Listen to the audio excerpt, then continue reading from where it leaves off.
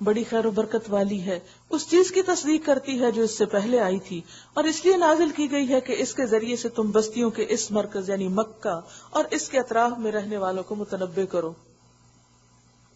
یعنی براہ راست پہلے مخاطب اہل مکہ، پھر اس کے بعد آس پاس کی بستیاں، اور پھر پورا گلوب. جو لوگ آخرت کو مانتے ہیں وہ اس کتاب پر ایمان لاتے ہیں. وہ کیوں؟ اس لیے کہ انہیں تیاری کرنی ہے نا امتحان کی، تو وہ پھر پڑھتے ہیں کہ کیا لکھا ہے اس میں. تو جس شخص کو فکر ہو کہ امتحان ہونا ہے وہ ضرور کتابیں ڈھونڈے گا. تو جو آخرت کی فکر سے غافل ہو ان کو پھر اس کتاب کی ضرورت نہیں ہوتی، اس میں کوئی دلچسپی نہیں ہوتی. اور ان کا حال یہ ہے کہ اپنی نمازوں کی پابندی کرتے ہیں کیونکہ انہیں آخرت کی فکر ہے. اور اس شخص سے بڑا ظالم اور کون ہوگا جو اللہ پر جھوٹا بہتان گھڑے، جو اللہ پر جھوٹا بہتان گھڑے یا کہے کہ مجھ پر وحی آئی ہے. یہ بہت بڑا جرم ہے جو شخص ایسا جھوٹ بولے کہ میرے پاس فرشتہ آتا ہے، نبوت ہے میرے پاس، یا وحی آتی ہے، کیونکہ وحی کا سلسلہ بند ہو چکا. آخری نبی محمد صلی اللہ علیہ وسلم ہے. درحال ہے کہ اس پر کوئی وحی نازل نہ کی گئی ہو، پھر بھی کہے کہ مجھ پہ وحی آتی، خود سے خود پیغمبر بن بیٹھے. یا جو اللہ کی نازل کردہ چیز کے مقابلے میں کہے کہ میں بھی ایسی چیز نازل کر کے دکھا دوں گا، یعنی قرآن کے مقابل کچھ اور لانے کی کوشش کرے. کاش تم ظالموں کو اس حالت میں دیکھ سکو جبکہ وہ سکرات موت میں ڈبکیاں کھا رہے ہوتے ہیں اور فرشتے ہاتھ بڑھا بڑھا کر کہہ رہے ہوتے ہیں لا نکالو اپنی جان، یعنی ڈانٹ رہے ہوتے ہیں، سختی سے پیش آتے ہیں. آج تمہیں ان باتوں کی پاداش میں ذلت کا عذاب دیا جائے گا جو تم اللہ پر تہمت رکھ کر ناحق بکا کرتے تھے.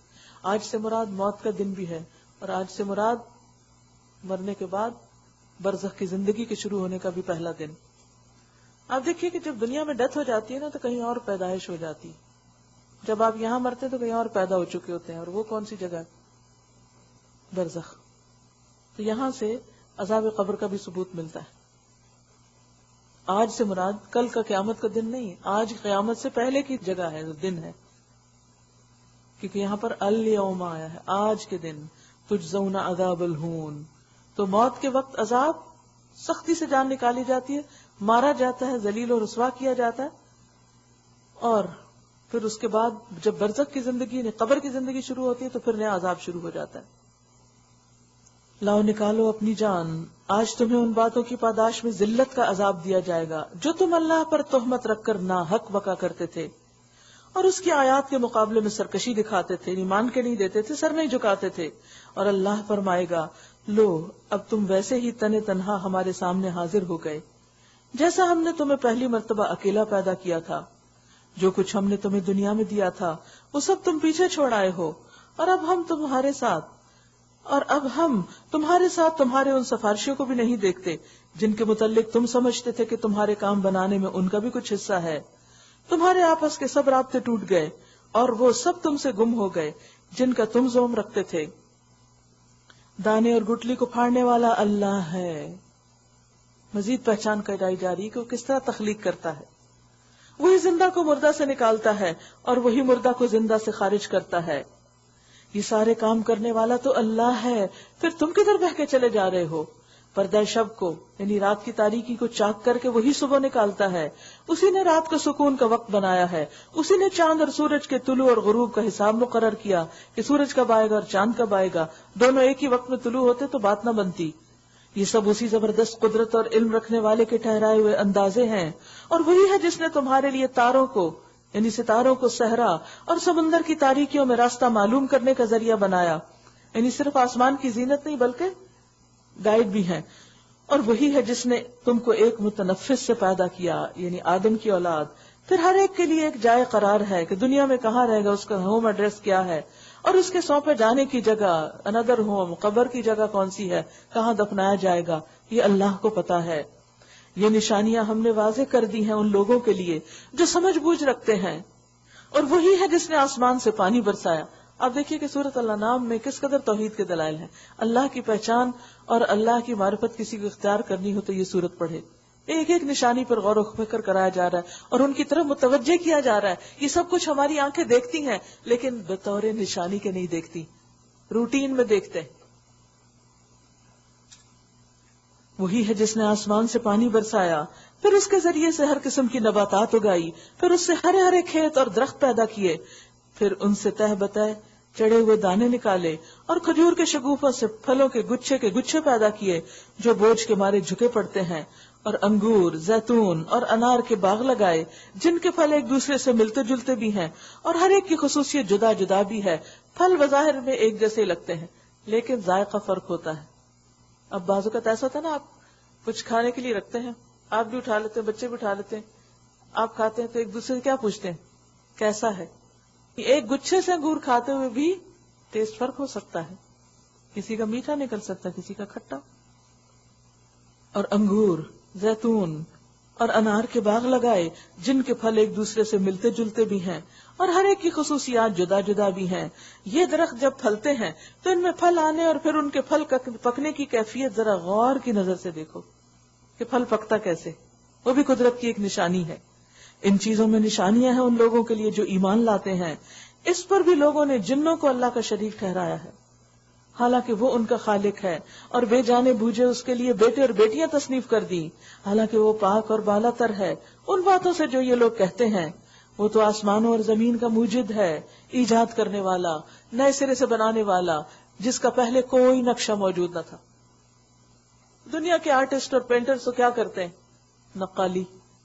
کوئی اچھا پھول دیکھ لیا تو اس کی نقالی کر لی، کوئی اچھا سین دیکھ لیا تو اس کو ذہن میں بٹھا لیا، اس جیسا کچھ ڈرا کر لیا۔ لیکن اللہ نے تو اس وقت یہ سب کچھ بنایا جب کچھ بھی نہیں تھا، اور بے جانے بوجھے اس کے لیے بیٹے اور بیٹیاں تصنیف کر دی، حالانکہ وہ پاک اور بالا تر ہے ان باتوں سے جو یہ لوگ کہتے ہیں۔ وہ تو آسمانوں اور زمین کا موجد ہے، اس کا کوئی بیٹا کیسے ہو سکتا ہے جبکہ اس کی شریک زندگی ہی کوئی نہیں، بیوی ہی نہیں۔ اس نے ہر چیز کو پیدا کیا ہے اور وہ ہر چیز کا علم رکھتا ہے۔ یہ ہے اللہ تمہارا رب، کوئی خدا اس کے سوا نہیں، ہر چیز کا خالق، لہذا تم اسی کی بندگی کرو، اور وہ ہر چیز کا کفیل ہے۔ نگاہیں اس کو نہیں پا سکتی اور وہ نگاہوں کو پا لیتا ہے، اور نہایت باریک بین اور باخبر ہے۔ دیکھو تمہارے پاس تمہارے رب کی طرف سے بصیرت کی روشنیاں آ گئیں۔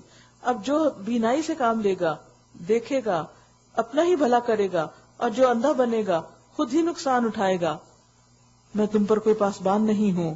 اس طرح ہم اپنی آیات کو بار بار مختلف طریقوں سے بیان کرتے ہیں، اور اس لیے کرتے ہیں تو یہ لوگ کہیں تم کسی سے پڑھ کر آئے ہو، اور جو علم رکھتے ہیں ان پر حقیقت کو روشن کر دیں۔ اے محمد صلی اللہ علیہ وسلم، اس وحی کی پیروی کیے جاؤ جو تم پر تمہارے رب کی طرف سے نازل ہوئی ہے، کیونکہ اس ایک رب کے سوا کوئی اور خدا نہیں، کوئی الہ نہیں، اور ان مشرکین کے پیچھے نہ پڑو۔ اگر اللہ کی مشیت ہوتی تو وہ خود ایسا بندوبست کر سکتا تھا کہ یہ لوگ شرک نہ کرتے۔ تم کو ہم نے ان پر پاسبان مقرر نہیں کیا، اور نہ تم ان پر حوالہ دار ہو۔ اور اے ایمان لانے والو، یہ لوگ اللہ کے سوا جن کو پکارتے ہیں انہیں گالیاں نہ دو، کہیں ایسا نہ ہو کہ یہ شرک سے آگے بڑھ کر جہالت کی بنا پر اللہ کو گالیاں دینے لگے۔ اس میں ایک اصول بتایا گیا کہ نہ کسی کو چھیڑو اور نہ ہی اپنے لیے مصیبت کھڑی کرو، کیونکہ بہت سے لوگ جب ناروا زیادتی کرتے ہیں دراصل اپنے آپ کو ہی مشکل میں ڈالتے ہیں۔ اور یہاں کیا تھا، یہاں کون سی بات کی گئی ہے کہ بعض اوقات دو مذاہب کے لوگ ایک دوسرے سے بات چیت کرتے ہیں، پھر جذباتی ہو جاتے ہیں، پھر جھگڑنے لگتے ہیں، پھر بعض اوقات جھگڑے میں ایک دوسرے کے معبود کو، ایک دوسرے کے بڑے کو برا بھلا کہنے لگتے ہیں۔ تو مسلمانوں کو اس سے روکا کہ تم کسی کے معبود کو اس طرح برسر عام گالیاں نہیں دو گے کہ جس کے نتیجے میں وہ تمہارے تو معبود ہے کوئی نہیں، تمہارے رب کو نہ گالی دینے لگے۔ تو موجب کون ہوگا، وجہ کون ہوگا؟ وہ جس نے آغاز کیا اور ایسا کام کیا۔ ہم نے تو اسی طرح ہر گروہ کے لیے اس کے عمل کو خوشنما بنا دیا ہے، پھر انہیں اپنے رب ہی کی طرف پلٹنا ہے۔ اس وقت وہ انہیں بتا دے گا کہ وہ کیا کرتے رہے ہیں۔ یہ لوگ کڑی کڑی قسمیں کھا کر کہتے ہیں، اگر کوئی نشانی ہمارے سامنے آ جائے تو ہم اس پر ایمان لے آئیں گے۔ اے محمد صلی اللہ علیہ وسلم، ان سے کہو کہ نشانیاں تو اللہ کے پاس ہیں، اور تمہیں کیسے سمجھایا جائے کہ اگر نشانیاں آ بھی جائیں تو یہ ایمان لانے والے نہیں، یعنی ان کے آثار بتا رہے ہیں کہ یہ مومن ہونے والے نہیں۔ ہم اسی طرح ان کے دلوں اور نگاہوں کو پھیر رہے ہیں جس طرح یہ پہلی مرتبہ اس پر ایمان نہیں لائے تھے۔ ان انسان کے سامنے جب حق آتا ہے اور وہ اس کو ریجیکٹ کر دیتا ہے تو پھر اس بات کا ڈر ہوتا ہے کہ آئندہ توفیق ہی نہ ہو. لہٰذا نیکی کا کوئی موقع ہے تو کر لے ورنہ بے حسی ہو جائے گی اور فائدہ نہ اٹھا سکیں گے. ہم انہیں ان کی سرکشی میں ہی بھٹکنے کے لیے چھوڑ دیتے ہیں. وَنَذَرُهُمْ فِي طُغْيَانِهِمْ يَعْمَهُونَ.